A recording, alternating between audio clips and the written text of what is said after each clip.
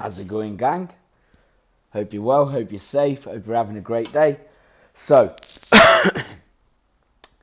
welcome back to The Rules of Thinking with Richard Templar. Excuse me. Now, yesterday we went over rule number 12, it is what it is. And through my ponderings of it over yesterday and today, I think the conclusion I've come to is the same as a lesson I got taught quite a few years ago, which is if it's not going to matter in 5 years' time, don't spend more than 5 minutes worrying about it. I can't remember exactly who taught me that lesson. If you're watching this and you know it was you, thank you. Remind me, please. I've learned a lot from a lot of different people over the years.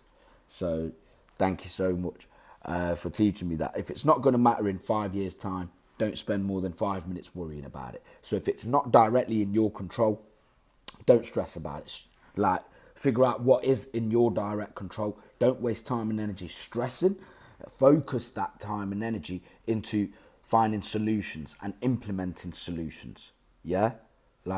If a situation is causing you pain, change it.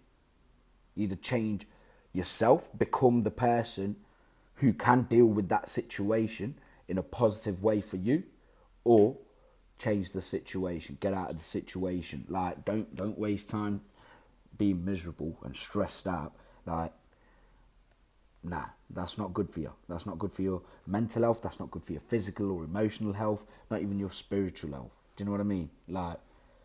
You need to look after yourself. Yeah? At the end of the day, we've all of us got responsibilities of some kind. Yeah? We've got family that we want to provide for. We've got friends we want to look out for and just go out on adventures with and have fun with. We've got children, some of us, nephews and nieces for those of us who haven't got kids. Not yet anyway. But do you know what I mean? There's things that all of us, or the majority of us, want to do for other people. For us to be able to achieve that, well, we need to be at 100%, don't we? If we're not at 100%, how can we give someone else 100%? Does that make sense? So, that brings us on to rule number 13. I've been struggling with this. I'm not going to lie. I've literally just read the title before I've lifted the book up. It says, don't get over-distracted. I've been struggling with this the last few days. I'll be honest. I might be spinning too many plates. So let's see. Don't dwell on it, people say when you're going through tough times. The idea is that it's bad enough as it is, without focusing your mind on it all the time. Better to distract yourself if your thinking won't change anything. Better to distract yourself if thinking won't change anything. That makes sense. There's a lot of sense in this. It's hard to be positive and feel resilient when you're wallowing in misery. Yes, a break from thinking about it, maybe some fresh air or just some time with friends is a sensible idea. You want to minimize the stress you're going through, so it makes sense that any stress-reducing activity will help. Yes, I've just been saying this. Stress does not help implement or find solutions. Okay, stress is a waste of energy. Of course, there are situations that exist in all walks of life that cause stress. Yeah, and sometimes it's important for people to get stressed because it's like a kick up the arse. Do you know what I mean? Get your arse into gear, do something. Yeah, so stress, I suppose, is a necessity. However, being overwhelmed by stress, that is what causes problems. You can't let the stress overwhelm you. You've got to be the one who's in control. Does that make sense? Don't let anything overwhelm you. There is a but though. Give yourself a break, yes, but don't play hide and seek with your troubles. If you try to run away from them, you solve nothing right now and you pile up stress in the future. That makes sense as well. Being in denial can work well in small doses. I often think it's quite an underrated strategy, but it's not good for you in the long term. If you think about it, that has to make sense because as long as you're in denial, you can't adopt many of the ways of thinking that will help you to be more resilient. You can't reflect, ask for support, take control of your life, be self-aware. If you're not admitting what's happening to you, most important of all, as I've said before, you'll never learn to accept a situation you don't admit exists. You're speaking sense here, Richard. How can you tell which distraction is good and which is bad? It's less about the type of distraction than about the degree.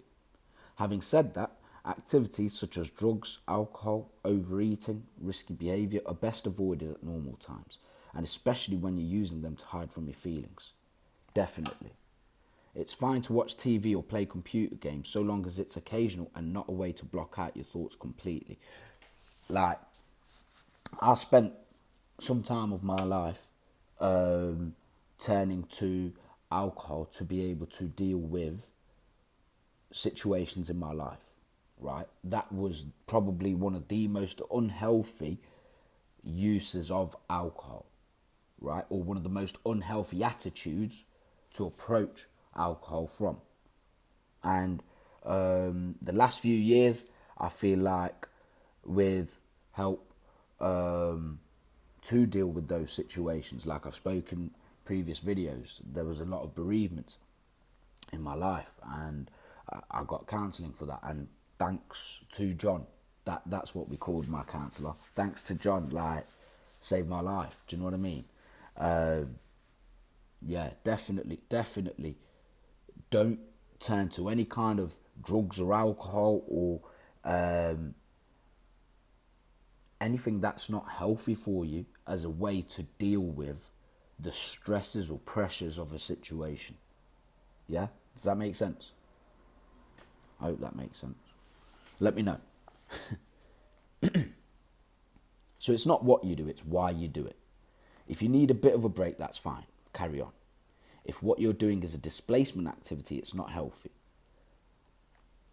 Or at least be aware of it and keep it to a minimum.